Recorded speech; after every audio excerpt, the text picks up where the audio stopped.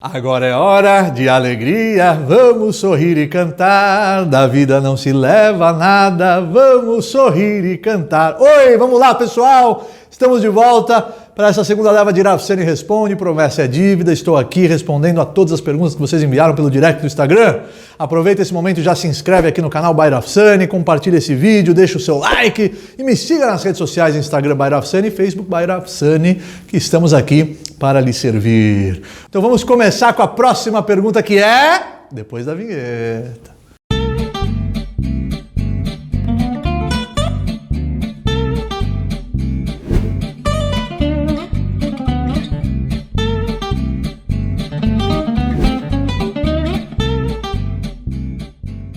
Primeira pergunta é a pergunta do Wanderson Soares. Por que os judeus foram perseguidos historicamente? Egito, Holocausto? Pergunta forte essa. O antissemitismo é uma tristeza e é incompreensível, é algo muito triste que ainda exista antissemitismo na Europa. A gente vê notícias, a humanidade parece que em vez de evoluir está retrocedendo. Eu escrevi um artigo sobre aquela polêmica do uso da kippá, que saiu na Folha de São Paulo. Eu acho um absurdo, na Alemanha, onde ocorreu os horrores do nazismo, do Holocausto, ser perigoso para um judeu hoje, depois de tudo isso, usar a kippá e viver como um judeu e ser respeitado por isso. No caso do Egito, os comentaristas da Torá eles falam que Abraham, quando ele questionou no Brit Ben Abetarim, no pacto que ele fez com Deus, Deus falou para ele que as suas sementes serão mais numerosas do que as estrelas do céu e do que os grãos de areia da terra. E ele perguntou, Bema Edá, como é que eu vou saber que isso vai acontecer? Ou seja, ele, no nível espiritual gigantesco que ele se encontrava, ele não podia questionar. Ele questionou, então foi necessário 210 anos de escravidão no Egito para purificar e para retificar esse, entre aspas, erro de Abraham. Mas os egípcios foram castigados porque eles escolheram e eles exageraram na dose e eles foram castigados por isso.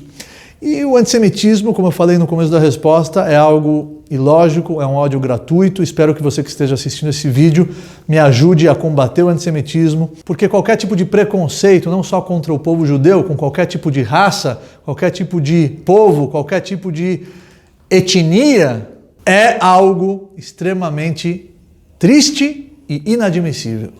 Próxima pergunta é do Eliakim Chagas. Eliakim Chagas fez uma série de perguntas interessantes, eu vou responder todas. Primeira pergunta do Eliakim. Existe o Apocalipse na Torá? Se for diferente, como será? Não existe Apocalipse na Torá. Próxima pergunta do próprio Eliakim. A influência dos astros em nossa vida é possível no judaísmo? Como seria essa influência? Eliakim, essa é uma pergunta para o quadro novo, Curiosidades Judaicas, que eu vou lançar aqui no canal. Em breve vai sair da Estrela de Davi, do casamento judaico, que ela perguntou no vídeo anterior. Eu vou colocar sobre astrologia, sobre essa influência que existe das constelações nas nossas vidas. Então, aguarda esse quadro novo aí do canal. Aproveita e já ativa o sininho, porque aí você fica sabendo de todas as novidades do canal. Próxima do Eliakim é a seguinte pergunta. Tenho mais perguntas? Eu percebi que você está exagerando aí na dose. A terceira. Para ser rabino é preciso ter nascido judeu? Não.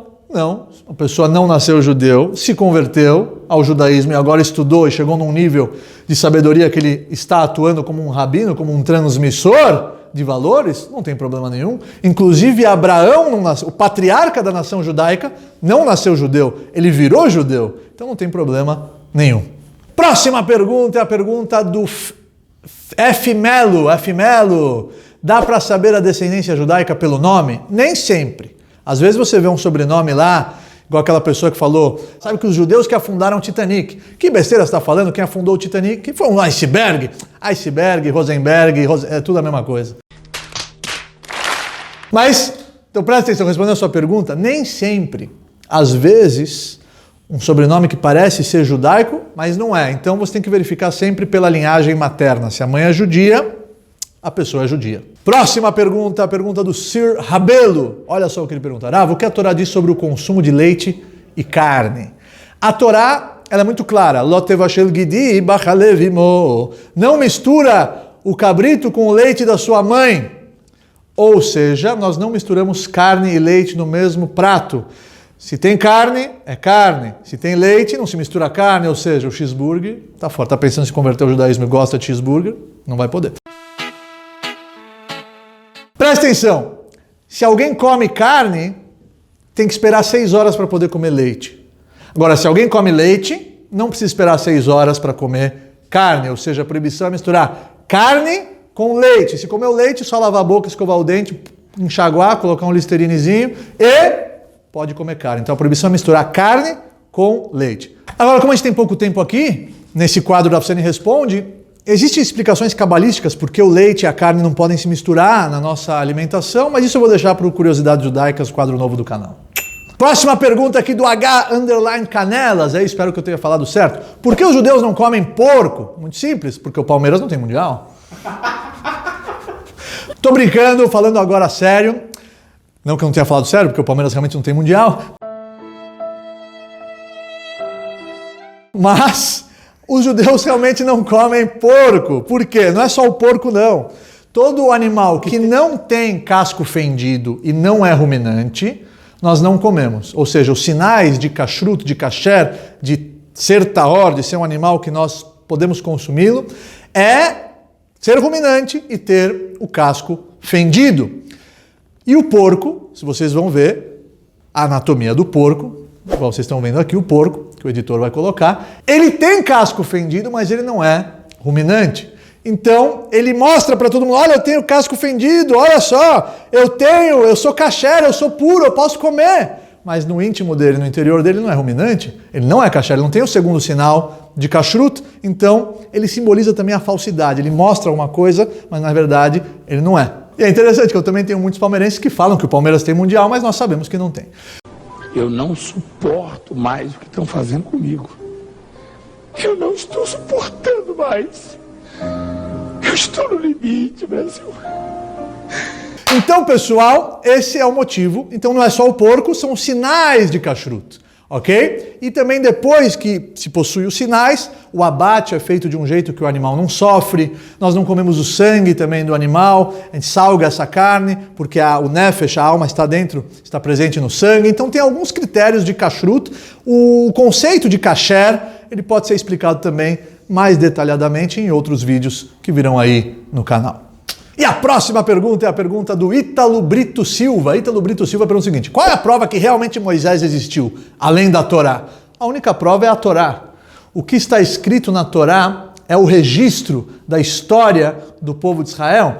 E a Torá, ela foi algo que foi transmitido para milhões de pessoas. E ela exige um comportamento e um compromisso com a vida específico. Então, se milhões de pessoas abraçaram esse compromisso, você vê, judeus de 4 cantos do mundo ficaram separados durante mais de 2000 anos. E agora que os judeus voltaram a se reencontrar, agora quando eu falo é recentemente, com a independência do Estado de Israel, em 1948, você vê que os judeus ficaram longe, ficaram espalhados e os mesmos preceitos continuaram presentes em suas comunidades, em suas famílias, o mesmo tefilim, o mesmo tzitzit, a mesma Torá, nada se perdeu, nenhuma letra foi acrescentada, nenhuma letra foi diminuída. Então essa obra claramente é uma obra divina, e você, quando começa a estudar ela, você fica impressionado com a magnitude, com a beleza, com a perfeição, ela é incrível. Realmente só pode ser uma obra divina. Então a existência de Moisés, ele como protagonista da Torá, dos 5 livros da Torá, do Pentateuco, essa é a maior prova que ele sim existiu, e ele foi o homem que mais se aproximou de Deus que já existiu na face da terra. Grande Moshe Rabbeinu, Moisés, o nosso mestre. E a pergunta agora é do Wanderson Soares, que acho que já perguntou também uma vez.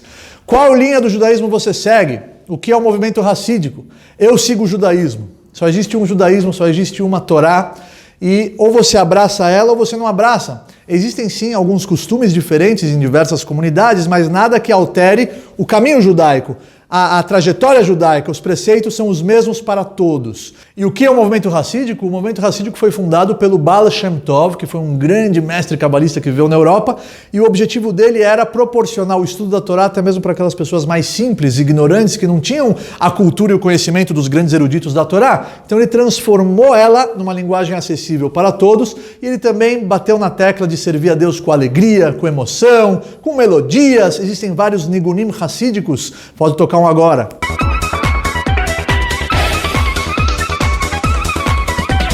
E o movimento racídico existe até hoje. O Baal Shem Tov teve vários alunos e cada aluno do Baal Shem Tov tinha os seus próprios discípulos, esses discípulos começaram a ter os seus próprios discípulos e existem várias correntes racídicas, mas é o que eu falei, é um judaísmo, é uma estrutura, é uma Torá e existem alguns costumes de diferentes comunidades, mas nada que altere o judaísmo em si.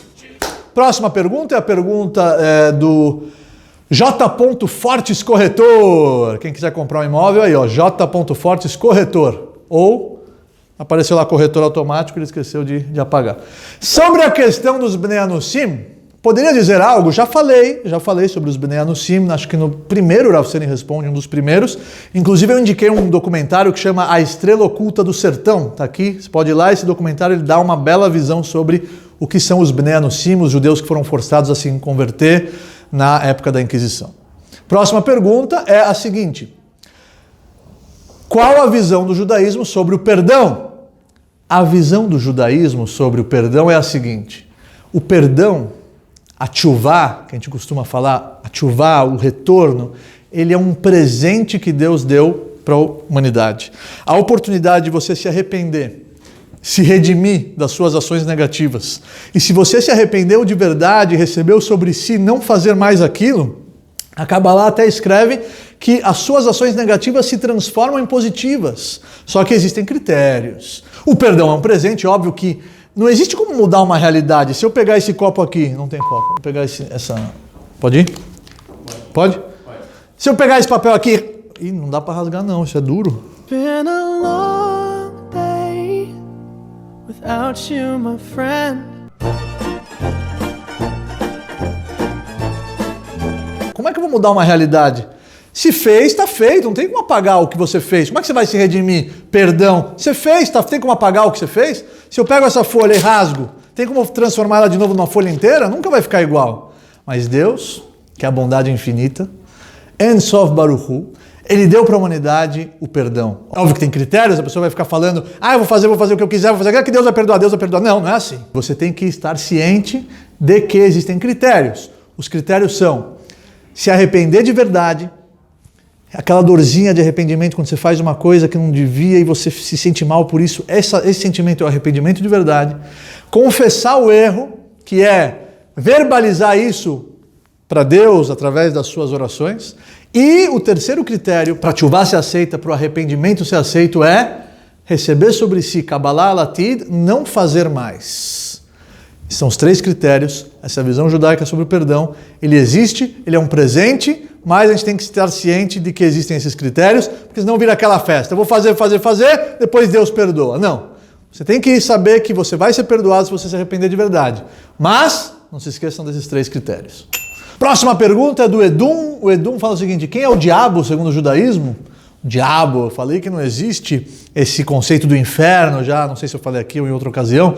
Existe sim o Satan, o Yetzer Hará, que é a má inclinação, que existe dentro de cada um de nós. Antes do pecado de Adão e Eva, ela estava fora, que era na Nahash HaKadmoni, a cobra que tentou eles e fez com que eles caíssem na tentação e pecassem. Hoje essa má inclinação existe dentro de cada um de nós, o Satan, que é aquela voz aqui que cochicha no teu ouvido, que faz você ter a vontade de ir lá e fazer algo que você sabe que não é correto. E a pergunta agora é do Melo Santos. Melo Santos pergunta o que é Midrash. Midrash é uma das partes da Torá oral que foi registrada, que foi escrita posteriormente. É uma das explicações da Torá, o Midrash. Próxima pergunta é a pergunta do Melo Santos.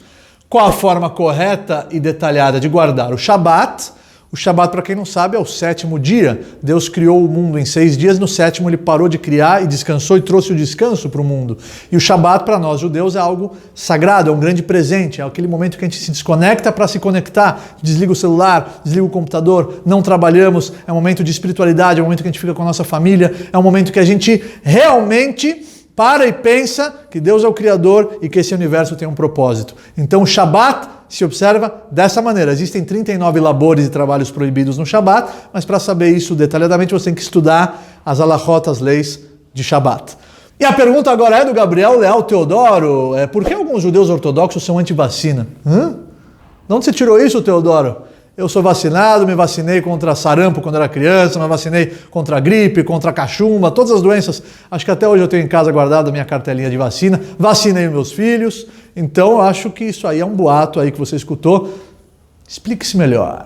E a próxima pergunta dessa segunda leva de Rafsani Responde, em homenagem aos 10 mil inscritos do canal, by Rafsani, é a pergunta da Carla Chaves. Vi mulheres usando kippah em eventos liberais, reformistas. Mulheres podem usar kippah?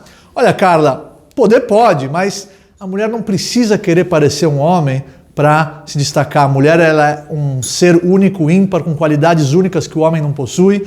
E ela, sendo original, ela vai contribuir muito, não só para a sua família, não só para a humanidade. Ela não tem que querer parecer ser alguém que ela não é. Então a minha visão é essa. A mulher, ela até pode, mas ela não precisa.